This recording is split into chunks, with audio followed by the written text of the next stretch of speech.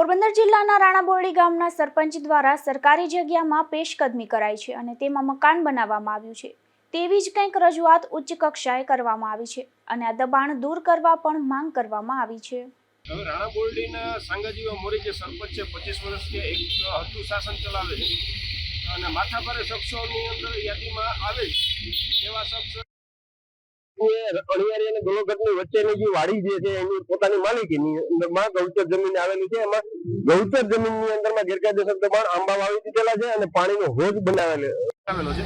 એની અરજી કરી દેવામાં આવેલી છે જિલ્લા કલેક્ટર, જિલ્લા વિકાસ અધિકારી શ્રી તથા મામલતદાર શ્રી રાણાવાવ અને તાલુકા વિકાસ અધિકારી શ્રી રાણાવાવ સાથે જ જે રાણાબોરડીની અંદરમાં તેઓનો બંગલો જે રહેણાંક વિસ્તાર આવેલો છે એમાં પણ કોઈ પણ પ્રકારની મંજૂરી લીધા વગર એ બંગલો બનાવી દીધેલો છે।